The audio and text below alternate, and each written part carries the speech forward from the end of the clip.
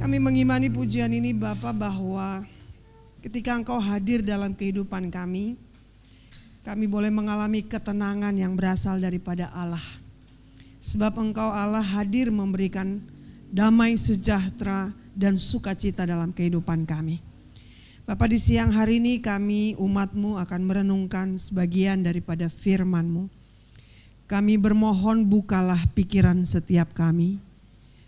Terangi mata hati kami, ajari kami akan ketetapan-Mu ya Tuhan, supaya kami sungguh menghidupi kehidupan ini di dalam tuntunan kebenaran firman-Mu. Supaya hidup kami tidak menyimpang ke kiri dan ke kanan dan menjauh daripada kasih dan anugerah Tuhan. Tetapi sebaliknya kami semakin melekat dengan Engkau. Hidup kami semakin terarah kepada setiap kegenapan janji firman-Mu. Hamba-Mu yang Engkau utus untuk menjadi penyambung lidah Allah, topang dalam kuat kuasa-Mu. Tambah-tambahkan hikmat, pewahyuan, penyingkapan, supaya kami semua dipuaskan, dikenyangkan dari makanan-makanan rohani yang kami terima hari ini. Segala kuasa yang bukan berasal daripada Allah, yang membuat kami kehilangan sukacita, damai sejahtera, khususnya ketika firman ini menegur kami dengan keras. Ketika firman ini menasehati kami dengan tajam, biarlah kiranya kami memiliki kerelaan hati untuk dinasehati, dididik, ditegur. Bahkan kami percaya firman juga sanggup mengubahkan, memulihkan, menghiburkan hati setiap kami. Dan kuasa yang membuat kami kehilangan konsentrasi dalam ibadah ini, kami ikat, tolak, patahkan dalam nama Tuhan Yesus. Kuasa Allah bekerja seluas-luasnya bagi kami, sehingga sungguh kehadiran kami beribadah bukanlah sekedar rutinitas biasa, tetapi karena kami selalu rindu mencari wajah Allah dan perkenanan-Mu serta firman-Mu bagi hidup kami.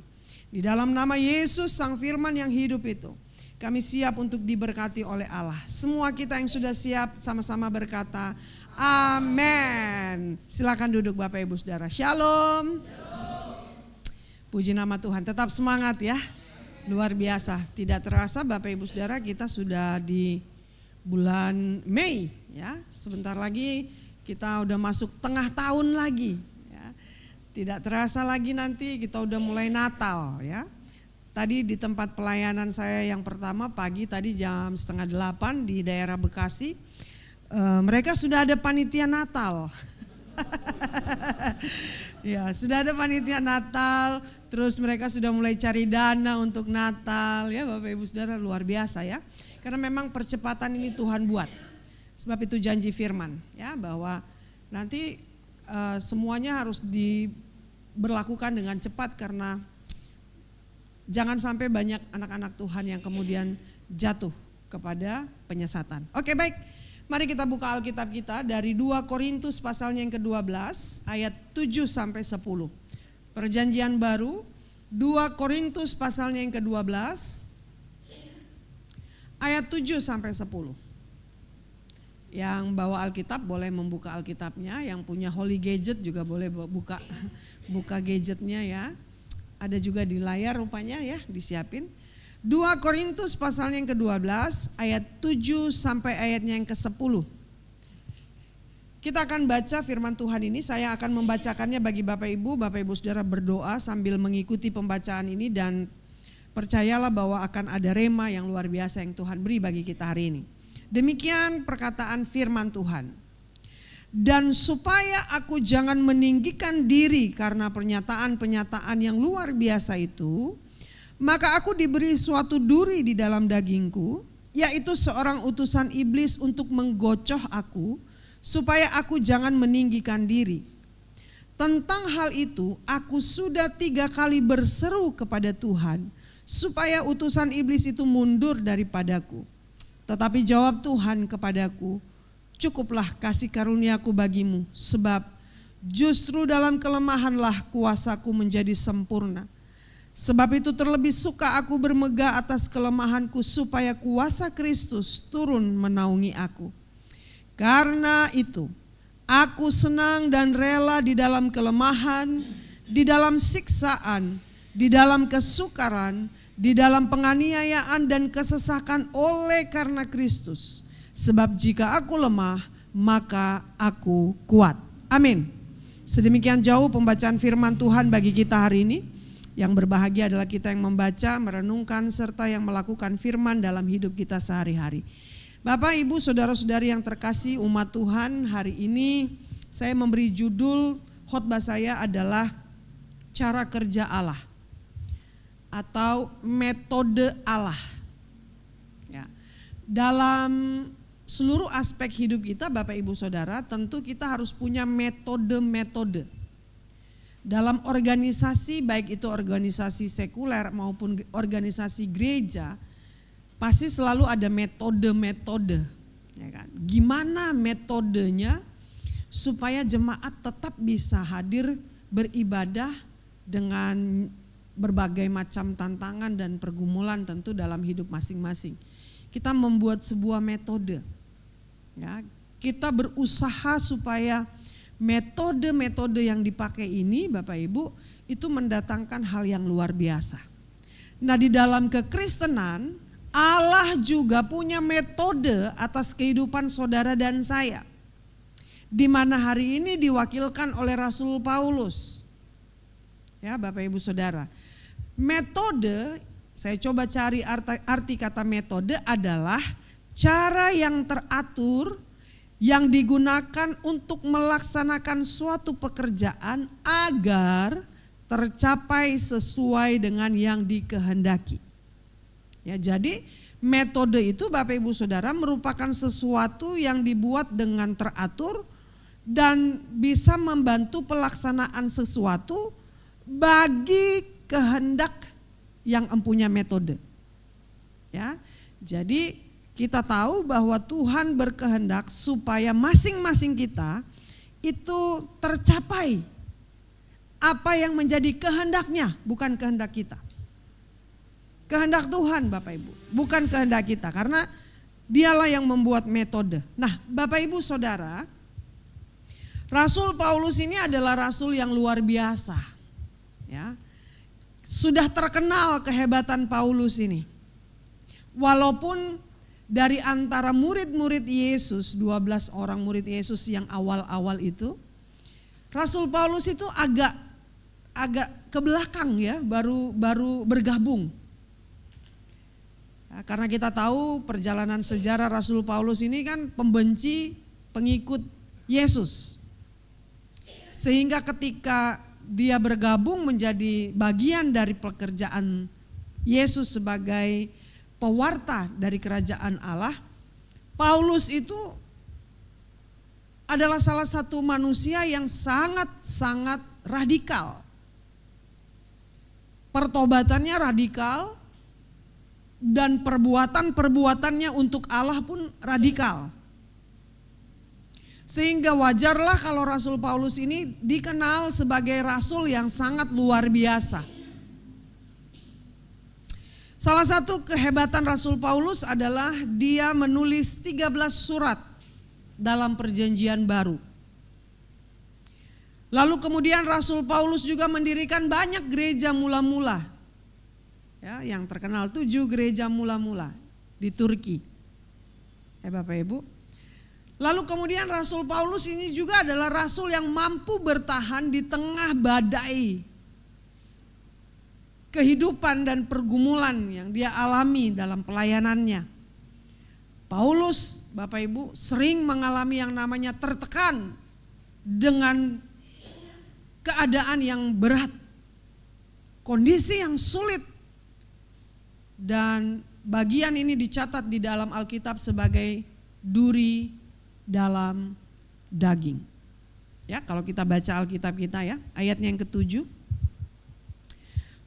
Dan supaya aku jangan meninggikan diri. Bapak Ibu, ternyata masalahnya tuh di sini. Rasul Paulus tidak negative thinking terhadap Tuhan. Rasul Paulus tidak sedikit pun menaruh perasaan negatif terhadap Tuhan. Dalam keadaannya yang penuh dengan pergumulan, bahkan dikatakan duri dalam daging, berarti itu melekat dalam hidupnya, tidak keluar, tidak bisa pulih. Tidak bisa sembuh apapun itu Bapak Ibu Saudara, karena tidak dirinci dalam Alkitab sakit apa yang dialami oleh Rasul Paulus. Dia tidak mengalami kesembuhan sampai kepada kematiannya, tapi dia nggak curiga loh. Dia tidak negatif thinking sama Tuhan, dia tidak meragukan Tuhan, dia tidak berubah setia kepada Allah hanya karena pergumulannya. Bahkan Rasul Paulus menyadari bahwa karena dia begitu luar biasa mendapatkan penyataan-penyataan dari Allah, hal-hal rohani yang spektakuler yang Tuhan berikan kepada dia, ini sangat memungkinkan Rasul Paulus jatuh kepada kesombongan. Ya, dia wajar sombong, hebat, ya kan? Apa kabar kita yang tidak punya apa-apa, yang nggak ada yang bisa disombongkan tapi sombong gitu. Oh, Rasul Paulus pelayanannya spektakuler Bapak Ibu. Peninggalan sejarah Rasul Paulus tuh di Turki itu sangat-sangat luar biasa. Ya, walaupun bangunan gereja sekarang sudah banyak yang berganti. Di Turki itu ada gereja mula-mula yang jadi masjid, ada juga gereja mula-mula yang jadi kayak semacam museum begitu. Tapi paling tidak tercatat dalam sejarah dunia, ada satu orang yang bernama Paulus yang pernah melakukan sebuah kegiatan radikal terhadap Tuhan. Nah Bapak Ibu Saudara, dikatakan begini, dan supaya aku jangan meninggikan diri karena penyataan-penyataan yang luar biasa itu, maka aku diberi suatu duri di dalam daging. Rasul Paulus menganggap semua hal yang tidak enak ini, semua hal yang tidak nyaman yang dia harus jalani ini bukanlah sesuatu yang disengaja Tuhan karena benci pada Rasul Paulus. Enggak. Sebaliknya Rasul Paulus menyatakan bahwa inilah cara Tuhan, inilah metode Tuhan untuk supaya aku jangan jatuh kepada kesombongan rohani. Bapak Ibu Saudara, kita semua punya bibit-bibit sombong, betul? Ya. Kita semua punya bibit-bibit sombong. Maka dari itu Bapak Ibu Saudara, kadang-kadang Tuhan harus membuat sebuah metode khusus untuk supaya masing-masing kita ini terawasi jalan hidup kita. Saya nggak tahu apa yang menjadi metode Tuhan atas hidup saudara. Mungkin lewat sakit penyakit, mungkin lewat kebangkrutan, ya, mungkin lewat perseteruan. Ada saja cara Tuhan untuk membuat saudara dan saya selalu ada dalam sikap waspada. Bang Napi aja ya kan, waspadalah, waspadalah. Ya Bapak Ibu, udah meninggal tapi orangnya. Ya, Bang Napinya udah meninggal. Bapak Ibu Saudara, ayat 7 kalau kita perhatikan kalimatnya begini. Bagian bawah.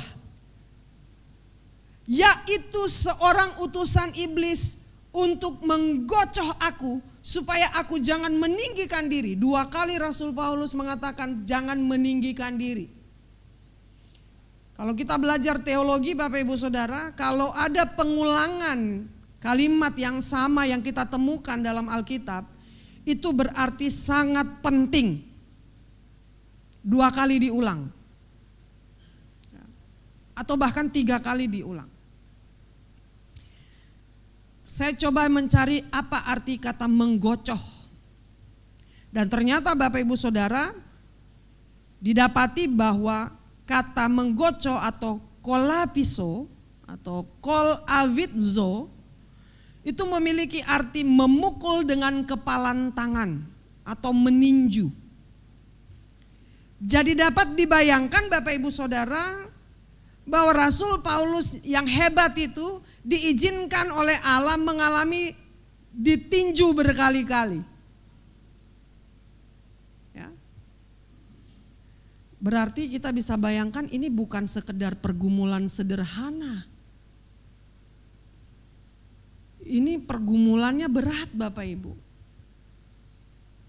Dan perhatikan 3 kali Rasul Paulus minta kepada Tuhan. Udah deh Tuhan, please cukup. Masing-masing kita pernah gak kayak gitu? Udah berapa kali kita bilang, Tuhan udah dong please, udah gak sanggup. Sedikit kesaksian yang relate dengan firman ini. Saya dari tahun 2020, 2021, 2022 bertubi-tubi digocoh. Hidupku kayak dibabak belurin gitu loh Bapak Ibu. Mulai dari suami kena COVID 3 bulan, suami kena serangan jantung yang pertama pasang 2 ring. Suami kemudian pasang lagi 3 ring. 2 ring bulan Mei. Bulan Juni pasang lagi 3 ring. Jadi sekarang suami saya udah ada 5 ring. Habis itu tahun 2022 papi saya kena serangan jantung. Beliau ada bersama dengan saya. Harus pasang 2 ring. Wah, itu Bapak Ibu Saudara rasanya seperti kayak wow. Belum lagi mami saya yang sampai dengan hari ini sudah 2 tahun lebih. Semuanya di tempat tidur. Mohon maaf, buang air kecil, buang air besar, mandi. Semua di tempat tidur, sudah tidak bisa lagi ngapa-ngapain. Mami saya kena stroke. Awalnya demensia, lalu kena stroke.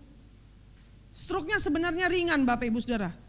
Tapi sangat berakibat mami saya tidak mampu lagi berkata-kata, tidak bisa lagi bersuara bahkan.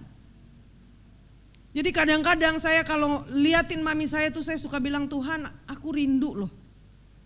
Mamiku itu ngomong gitu. Jadi buat saya Bapak Ibu Saudara, apa yang dirasakan oleh Rasul Paulus sangat masuk di akal saya. Dia mengatakan Tuhan cukup sudah.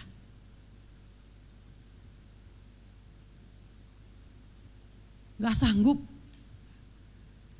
Tapi puji Tuhan Bapak Ibu, bahwa saya menyadari betul kalau Tuhan izinin saya harus ngalamin ini bertubi-tubi dari tahun 2020, 2021, 2022. Kayaknya saya gak beristirahat. Dari air mata bergumul untuk orang-orang yang saya kasihi. Mulai dari mami, papi saya, suami saya.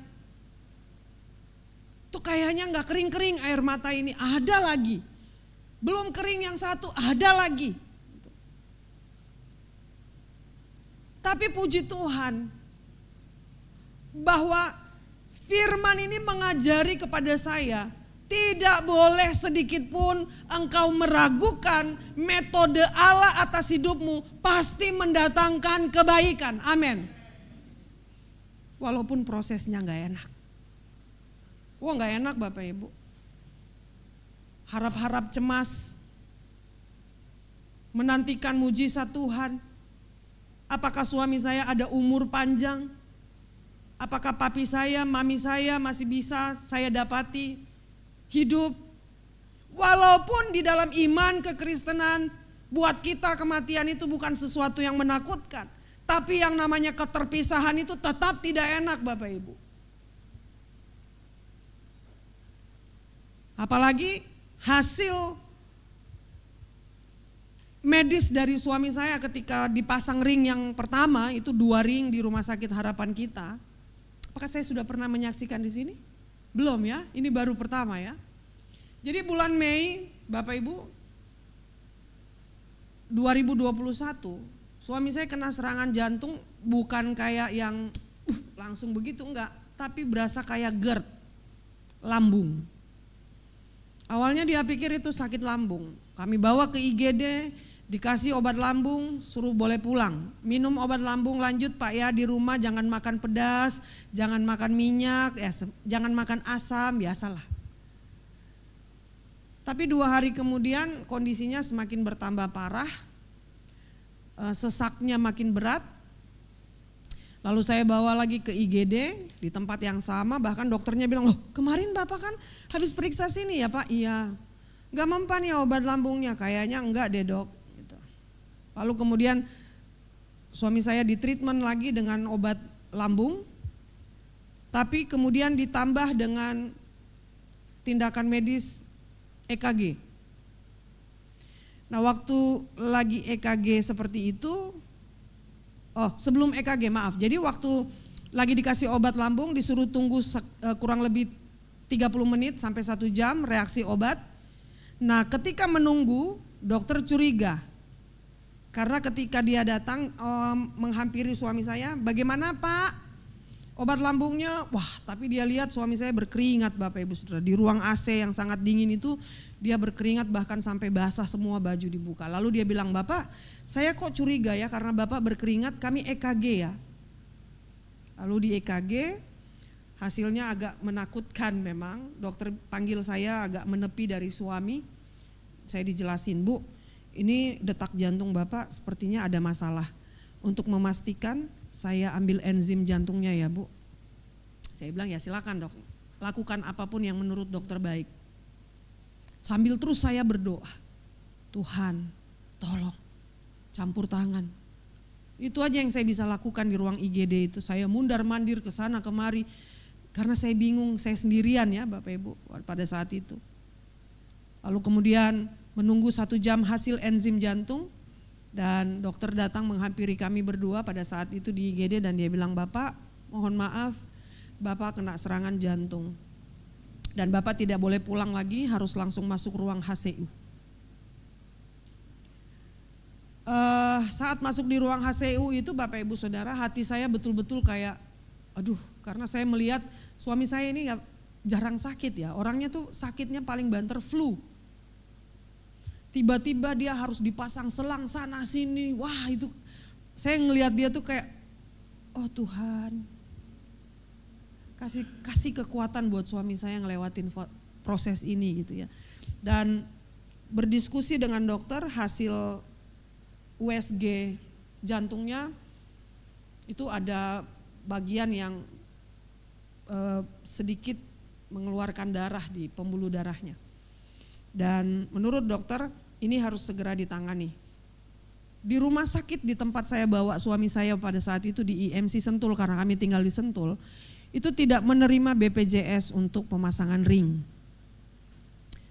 Dan saya berpikir begini Bapak Ibu, ini 1 ring tuh harganya luar biasa ya, sekitar 50 jutaan 1 ring.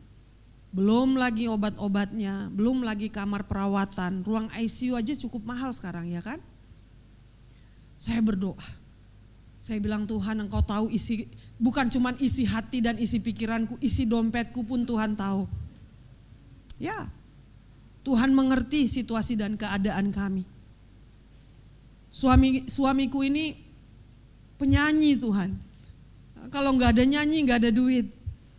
Bukan pegawai negeri. Tidak punya jaminan setiap bulan ada. Covid 2 tahun nggak ada nyanyi, ya kan? Tapi kami hidup aja, dipelihara oleh Tuhan. Kami nggak punya uang sebanyak itu Tuhan, aku bilang. Dan aku nggak tahu harus pasang berapa ring.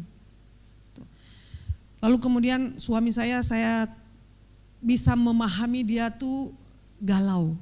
Karena dia tahu ini pasang ring pasti gede nih duitnya. Karena saya sudah melihat ekspresi wajahnya, dia sepertinya galau, saya langsung pegang tangannya, saya langsung bilang sama dia, Dad, saya minta semangat sembuh aja. Serahkan aku sama Tuhan. Lalu kemudian dia bilang, Mama, kita gak punya duit loh kalau mau pasang ring. Makanya aku bilang gak usah dipikirin. Gitu ya. Pokoknya kamu semangat aja untuk hidup. Lalu saya usap-usap belakangnya, lalu dia bilang, Ma ayo nyanyi yuk Ma, ayo. Tapi dengan nafas yang sangat pendek ya. Gitu ya Bapak Ibu, jadi bukan ngomong normal kayak gini. Mama ayo nyanyi yuk. Gitu. Pasang oksigen sini. Sambil nyanyi, ku tak dapat jalan sendiri. Sambil saya usap begitu. Lama-lama dia tertidur, dia mulai tenang, saya bicara sama kepala ruangan HCU. Saya bilang, dokter saya boleh ketemu enggak dengan kepala rumah sakitnya? Saya ingin menyampaikan sesuatu. Gitu. Oh boleh Bu, nanti jam visit ya. Sekitar jam 12 apa jam 1 siang, kepala rumah sakitnya datang bersama dengan suster-suster. Lalu dia bilang, Ibu katanya ada mau menyampaikan sesuatu. Saya bilang, iya dok. saya mau minta tolong, kami nggak mampu untuk pasang ring di rumah sakit ini dengan biaya pribadi. Kami memohon untuk supaya suami saya bisa dirujuk di rumah sakit harapan kita dengan BPJS gitu. Oh boleh, kata dokternya. Tapi kita lihat kalau ada ICU ya, kalau ada slot ICU bisa. Tapi kalau nggak ada slot ICU, maka di mana saja yang bisa menerima kondisi Bapak itu kita masukin di situ, katanya. Saya bilang, ya nggak apa-apa dok. Tapi saya bermohon seandainya bisa masuk di harapan kita gitu kan. Oh ya kita usahakan ya Bu, katanya gitu. Dia pergi, saya masuk ke ruangan suami saya bilang, Dad, saya sudah sampaikan. Ini bagian kita, bagian Tuhan adalah mengerjakan mujizatnya. Saya kembali ke ruang tunggu, karena ada batasan waktu untuk menjaga pasien HCU. Saya ke ruang tunggu, saya nangis di kaki Tuhan. Saya bilang, Tuhan, saya cuma punya pengharapan di dalam Engkau. Ya, jadi jam 4 sore tiba-tiba Bapak Ibu Saudara, susternya datang ke ruang HCU lalu menjumpai saya dan dia bilang, Pak Victor, kebetulan susternya ini orang Batak gitu ya. Pak Victor, puji Tuhan dapat tinggal satu-satunya ruang ICU yang ada di harapan kita. Itu jam 4 sore, jam setengah 6 sore suami saya dipindahkan dari rumah sakit IMC Sentul dengan ambulans sampai di rumah sakit harapan kita jam 7, masuk langsung karena prosedur BPJS itu lewat IGD ya, masuk IGD, suami saya di antigen, diperiksa hahu semua, saya juga di antigen sebagai penjaga, lalu kemudian jam 8 malam suami saya naik ke lantai 4 untuk melaksanakan tindakan pemasangan ring. Saya nunggu di bawah dan ketika saya menunggu itu tidak habis-habis saya terus bilang dalam nama Yesus. Dalam nama Yesus saya cuma bisa berdoa Bapak. Lalu kemudian 1 jam kemudian saya dipanggil keluarga Bapak Victor Huta Barat. Gitu. Waduh, dari nada panggilnya saya punya optimisme. Ya kan, wah berhasil nih. Saya udah langsung pekah berhasil nih. Cara panggilnya beda soalnya. Lalu saya naik ke atas, lalu kemudian dokter suruh saya masuk di ruangan kayak begini nih, komputer semua, layar monitor semua, suami saya di ruangan sana kaca gitu, itu ada beberapa meja operasi, suami saya salah satunya di situ, masih dalam keadaan dipasang alat-alat segala macam gitu ya. Lalu kemudian dokternya bilang, Bu, ini saya mau edukasi dulu keadaan pembuluh darah jantung Bapak ya, katanya. Oh iya dok, saya udah dak-dik-duk gitu ya, aduh, terus dikasih lihat. Nah, ini kondisi sebelum pemasangan 2 ring. Oh, jadi 2 ring ya dok, saya bilang. Iya, Bapak dipasang 2 ring. Ini kondisi pembuluh darahnya sebelum pasang 2 ring. Ibu lihat ya, 99% sudah tertutup. Jadi Bapak kemarin datang ke sini hanya dengan 1%. Bapak Ibu Saudara yang saya mau sharing bagi kita hari ini. 1% di dalam Tuhan itu pasti ada kemurahan dan kehidupan yang Dia beri. Amin. Jadi jangan pernah menyerah. Ini mah gak mungkin. Ini mah udah gak akan bisa lah. Jangan. Saya udah ngalami Bapak Ibu Saudara yang namanya tinggal 1% di tangan Tuhan itu bisa jadi kehidupan yang luar biasa. Ya. Lalu kemudian dia kasih tahu, lihat ya, ini yang pembuluh darahnya yang tersumbat. Nah ini yang ringnya ya Bu, udah masuk 2. Jadi waktu dimasukin tuh saya lihat ada darah sedikit muncrat-cat gitu di area jantungnya. Lalu kemudian udah, Bapak sudah sehat, kita tinggal lihat reaksinya masuk ruang ICU. Jadi Bapak Ibu, 10 hari suami saya dirawat di harapan kita. Pulang itu masih terus proses. Jadi baru bulan depannya lagi, bulan Juninya lagi, dia dipasang lagi 3 ring. Gitu ya, jadi 5 ring. Wah, itu buat saya anugerah yang luar biasa. Saya masih bisa dapati suami saya dalam keadaan baik. Karena dokternya bilang begini, yang seperti ini Ibu, kondisinya itu bisa Bapak ini pergi dalam keadaan tidur. Waduh, itu yang buat saya, wah kasih Tuhan luar biasa ya. Jadi Bapak Ibu Saudara, ketika Rasul Paulus bilang please, udah Tuhan, cukup Tuhan. 3 kali aku minta supaya ini pergi dari hidupku.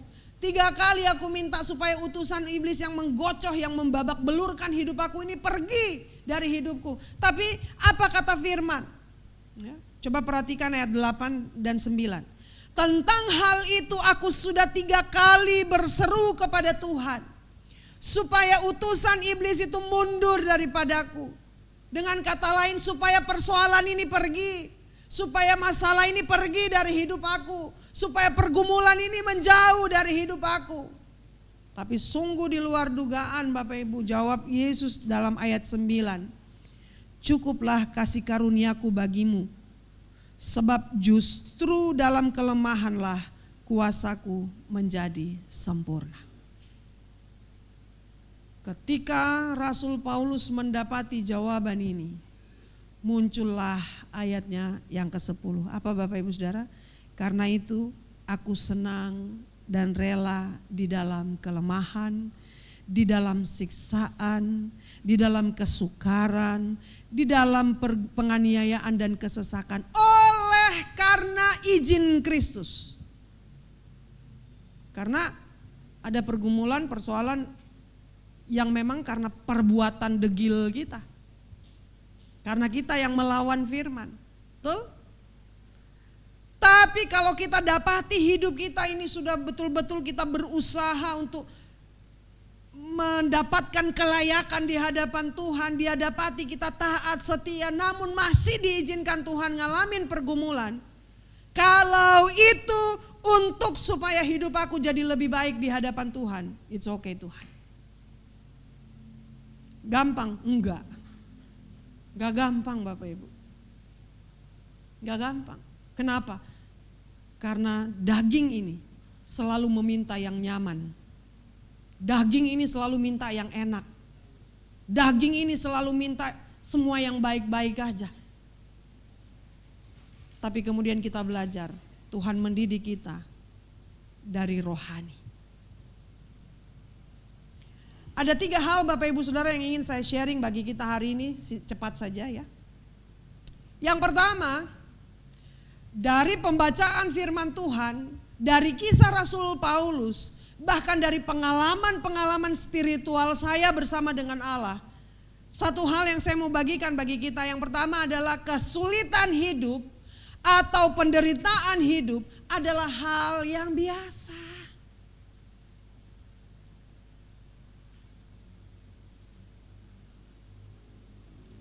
Rasul Paulus ngalamin. Bahkan Yesus sendiri ngalamin Bapak Ibu. Kalau kita katanya pengikut Kristus, maka kita harus tahu dan sadar betul. Jadi orang Kristen itu gak mudah. Sepertiga lebih dari kitab Mazmur itu isinya apa? Ratapan. Bagaimana Daud meratapi, bahkan ya Bapak Ibu Saudara, ada bagian lain dari Alkitab, Nabi itu kena depresi. Siapa itu? Ada yang tahu? Elisa. Dia pengen bunuh diri Bapak Ibu Saudara. Tokoh-tokoh di dalam Alkitab sudah ngasih tahu kepada kita lewat perjalanan hidup mereka bersama dengan Tuhan, bahwa bergumul, menderita itu biasa dalam hidup ini. Dunia ini tempat pergumulan. Nanti pergumulan itu berhenti ketika di mana? Sorga. Sepanjang Bapak Ibu Saudara masih tinggal di muka bumi ini, jangan pernah berharap tidak ada persoalan dan pergumulan. Ya. Semua tokoh-tokoh, baik Paulus, ya, baik para nabi, baik Daud, bahkan baik Tuhan Yesus sendiri mengalami pergumulan. Namun mereka semua mengajarkan kepada saudara dan saya hari ini bahwa walaupun kita hidup dalam penderitaan, tapi kita tidak menderita. Amin. Iya. Karena Tuhan beri kita kekuatan. Tuhan menopang kita. Ya Bapak Ibu. Tuhan yang memampukan kita untuk tetap berdiri. Ku kan berdiri di tengah badai dengan kekuatan yang kau berikan. Sampai kapanpun ku kan bertahan, karena Yesus selalu menopang hidupku. Yes. Kita mau menang atas persoalan atau kita mau kalah atas persoalan, pilihannya ada pada hidup Bapak Ibu Saudara. Yang kedua, cepat. Kekuatan kita berasal dari kasih karunia Tuhan. Bapak Ibu, tadi saya lewat dari stasiun Jatinegara. Karena kami dari Bekasi kan, kami lewat stasiun Jatinegara, saya bilang sama papi saya, "Papi, ingat gak kejadian yang kemarin? Seorang polisi, perwira, mati bunuh diri di rel kereta." Itu orang Sangir, Pak. Dari kampung kami, Bapak Budi Towoliu. Itu dari kampung kami. Saya bilang, kalau mau dipikir-pikir, kurang apa ini polisi ini ya? Masih diselidiki sih apakah ini pembunuhan atau bunuh diri. Ya. Tapi kalau memang itu pembunuhan, siapa yang dorong dia? Ya, nggak ada kan, dari CCTV nggak kedapatan. Dan kalau dia memang bukan bunuh diri, ngapain dia main-main di rel kereta? Ya. Nah, Bapak Ibu Saudara, karena kasih anugerah sajalah kita bisa kuat. Banyak orang gak kuat ngadapin persoalan hidup ini. Banyak orang memilih mati. Banyak orang bahkan meninggalkan, tidak hanya mati fisik, bunuh diri, mati rohani, Pak. Bu, meninggalkan Tuhan, murtad. Karena gak sanggup menderita.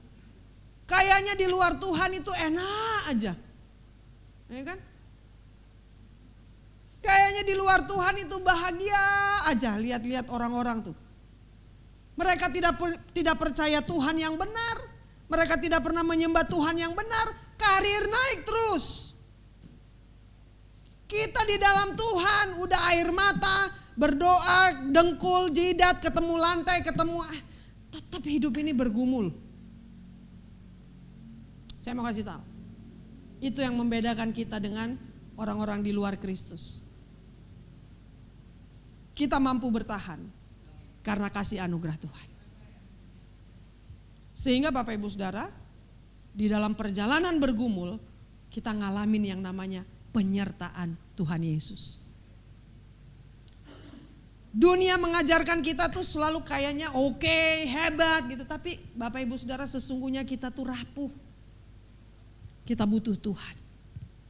Kita butuh Yesus. Kita butuh kasih karunia-Nya. Melalui kasih karunia Tuhan, kita akan mampu menjalani kehidupan ini. Nggak tahu ya prediksi tahun berikutnya ini seperti apa. Nggak usah kita pikirin. Jalanin aja hidup ini bersama dengan Tuhan. Ya, semakin dipikirin pusing kita, Pak Bu. Makin dipikirin makin pusing kita. Apalagi sekarang, mohon maaf ya, sedikit melenceng sedikit dari khotbah. Sekarang di TikTok banyak banget khotbah-khotbah yang menakutkan.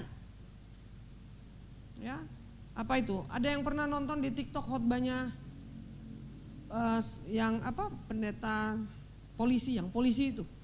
Vaksin itu antikris lah, pokoknya menakutkan. Seolah-olah kita yang sudah divaksin, ini sudah divaksin semua? Apakah kita kemudian otomatis jadi penganut antikris? Kan enggak ya, enggak gitu ya. Tapi ada pendeta-pendeta dan itu menakutkan. Karena banyak anak-anak Tuhan kemudian mengkomentari khotbahnya. Waduh Pak, saya yang udah divaksin jadinya gimana dong Pak? Aduh inilah. Ya, itu berbahaya sekali. Maka dari itu Bapak Ibu Saudara, kita harus memahami bahwa Tuhanlah yang memampukan kita. Ya. Yang terakhir, yang ketiga, kasih karunia Tuhan cukup bagi kita. Kita gak minta lagi yang lain-lain. Cukup kasih karunia Tuhan aja lah, udah cukup. Kalau aku sakit, lalu aku sembuh, puji Tuhan.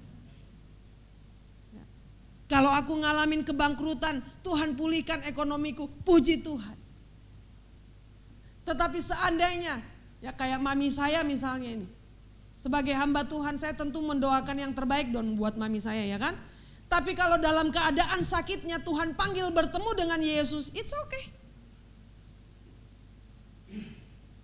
Buat saya, Tuhan mau jawab mujizat terjadi atau enggak terjadi, Yesusku tidak pernah berubah. Sebab kadang-kadang Tuhan tahu, ya bukan kadang-kadang, Tuhan tahu bahwa ada kalanya Dia harus mengatakan tidak atas permohonan doa kita. Karena Dia tahu kalau sempat iya, kita bukannya makin dekat sama Tuhan, malah justru jadi makin jauh. Ya. Karunia Tuhan itu adalah kehadirannya dalam hidup kita. Menuntun kita, menyertai kita, memotivasi kita, mendidik kita, menegur kita, menasehati kita. Itu kasih karunia Allah bagi hidup kita. Jadi kalau ditegur, nah saya mau kasih tahu ya, cara Tuhan menegur juga bukan Tuhan mengguntur dari langit. Wah, enggak gitu. Kadang Tuhan harus pakai orang-orang. Kadang Tuhan harus pakai para pemberita firman. Kadang Tuhan harus pakai status media sosial, kebaca gitu. Wow, bertobatlah. Waduh Tuhan, thank you. Udah diingetin. Jangan tersinggung Bapak Ibu. Ya. Misalnya Bapak Ibu Saudara lagi ada Slack misalnya sama Pak Gembala misalnya gitu ya. Terus tiba-tiba Pak Gembala buat status di mana misalnya, di Facebook misalnya. Hendaklah kamu saling mengasihi bla bla bla bla bla bla. Jangan bilang itu pasti buat gue tuh, emang dasar. Gak usah Bapak Ibu Saudara. Positive thinking, harus positive thinking. Thank you Lord, Pak Gembala ingetin aku. Sebab Tuhan berbicara dengan banyak hal untuk terus membawa kita di dalam jalan-jalannya. Ya. Terakhir menutup firman Tuhan, mari kita buka Filipi 4 ayat 8. Jadi akhirnya saudara-saudara, semua yang benar, semua yang mulia, semua yang adil, semua yang suci, semua yang manis, semua yang sedap didengar, semua yang disebut kebajikan dan patut dipuji, itu yang harusnya ada di pikiran kita. Bukan sebaliknya.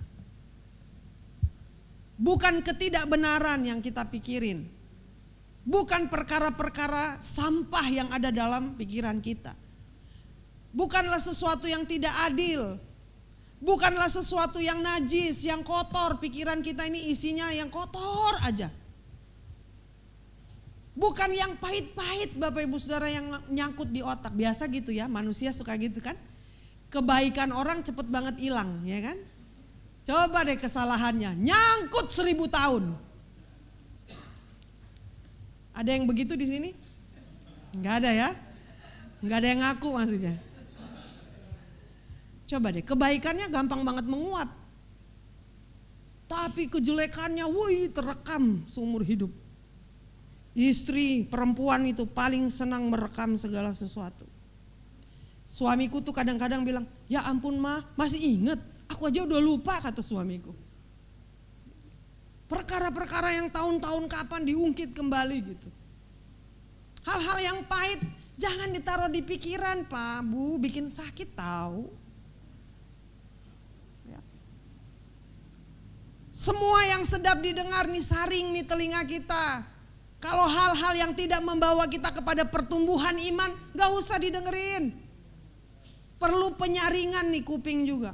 Sesuatu yang tidak membuat engkau semakin cinta Tuhan. Sesuatu yang engkau dengar yang membuat engkau malah jadi pahit, menjadi tawar hati, gak usah didengerin. Ya. Tapi gimana dong Bu Pendeta? Kan ngapain Tuhan ciptain kuping? Kan kita punya hikmat untuk menyaring apa yang boleh kita masukin ke telinga, apa yang enggak. Tapi kalau memang keburu kedengar telingamu, doakan, jangan digosipin. Gitu ya. Semua yang disebut kebajikan, hal-hal yang mengandung kebijaksanaan. Semua hal-hal yang patut dipuji. Wah memang ya, Bukan puji diri loh ya, tapi ya yang dimaksud wah memang ya ini memang pengikut-pengikut Yesus tuh luar biasa, ya kan? Yang dipuji siapa? Yesus. Kita yang ngelakonin hidup, Yesus yang dipuji. Oke? Lalu kemudian firman Tuhan bilang, pikirkanlah semua perkara-perkara yang luar biasa itu di pikiran kita. Jangan beri ruang untuk memikirkan hal-hal yang tidak memuliakan nama Tuhan. Sebab dengan cara itulah Bapak Ibu Saudara, hidupmu boleh terhindar dari kepahitan, boleh terhindar dari kesedihan, boleh terhindar dari kehancuran perasaan. Ya, jadi iblis kan mainnya di pikiran. Jadi jangan buat celah bagi iblis untuk mengobok-obok pikiran kita. Amin Bapak Ibu. Biarlah kiranya firman Tuhan ini memotivasi kita untuk senantiasa menghidupi kebenaran firman. Ingat baik-baik ya. Rasul Paulus mengingatkan kepada kita, ada gunanya Tuhan izinkan persoalan dan pergumulan. Pasti untuk mendatangkan kebaikan bagi hidup kita. Bagi semua kita yang sedang bergumul, tetap semangat ya. Bagi semua kita yang saat ini masih ada di dalam prosesnya Tuhan, tetap semangat. Sebab ada masanya, ada waktunya kita akan bersorak-sorai karena kemenangan. Amin, mari kita berdoa. Haleluya, haleluya. Saya berikan waktu bagi masing-masing kita jemaat Tuhan untuk kita mau datang kepada Tuhan mensyukuri berkat firman Tuhan hari ini. Kalau Tuhan mengingatkan engkau sesuatu lewat firman ini, bersyukurlah. Jika Tuhan menyadarkan engkau, menginsafkan engkau, membuat engkau jadi bertobat, bersyukurlah. Jika firman ini menghibur hatimu, bersyukurlah. Jika firman ini meneguhkan engkau, bersyukurlah. Terima kasih Tuhan. Thank you Lord, thank you Jesus. Haleluya, haleluya. Terima kasih Tuhan. Bapa yang baik, terima kasih untuk kesempatan hamba boleh menatalayankan kebenaran firman-Mu. Di dalam segala keterbatasan hamba-Mu melayani firman ini, hamba percaya Tuhanlah yang menyempurnakan segala sesuatu. Roh Kudus-Mu yang berdiam dalam hidup kami, inilah yang akan mengingatkan kami. Bahkan akan membuat kami menikmati lebih dalam lagi akan sumur kehidupan ini. Sehingga kami mendapati rema yang luar biasa untuk kami bawa pulang bagi kehidupan kami. Terima kasih untuk firman-Mu Tuhan, yang mengingatkan kepada kami bahwa ketika kami ada dalam persoalan dan pergumulan, karena Tuhan izinkan kami harus mengalami itu, kami tidak bersungut-sungut, kami tidak kecewa kepada Tuhan.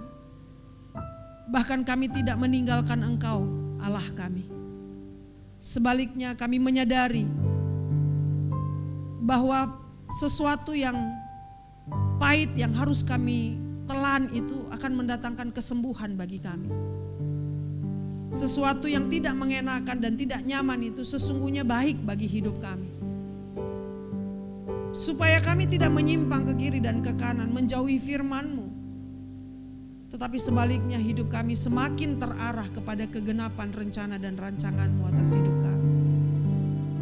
Maafkan kami Tuhan jika Engkau pernah dapati keluar dari pikiran kami, perasaan kami, bahkan bibir, mulut, lidah kami persungutan, kekecewaan, kemarahan terhadap Tuhan, kemarahan terhadap keadaan, kemarahan kepada situasi. Biarlah kiranya mulai hari ini Bapa, kami mengingat pesan firman ini bahwa ketika kami ada dalam kelemahan, Tuhanlah yang memberi kami kekuatan. Ketika kami ada di dalam kesesakan, Tuhanlah yang memberi kami kelegaan. Kasih setiamu Tuhan cukup bagi kami. Berkati jemaat-Mu Tuhan, topang mereka di dalam kuat kuasa-Mu. Yang sakit disembuhkan, yang berbeban berat Tuhan beri kelegaan. Yang mengalami jalan-jalan buntu kami percaya dengan iman Tuhan sanggup bukakan jalan. Bahkan Tuhan juga sanggup membuat jalan-jalan baru bagi kami. Dan biarlah kiranya kami yang saat ini mengalami keraguan-raguan diteguhkan dan dikuatkan oleh kebenaran firman. Hamba sudah selesai menatalayankan firman. Segala pujian, hormat, syukur hamba kembalikan kepadamu Yesus Tuhan Allah kami satu-satunya. Dan biarlah kiranya firman ini juga Tuhan boleh termeterai di dalam hati hambamu sebagai penyampai firman. Terpujilah Engkau Yesus Tuhan, sekarang dan selama-lamanya. Kami sudah berdoa dan mengucap syukur. Haleluya. Kita semua yang sudah diberkati Tuhan sama-sama berkata, amin.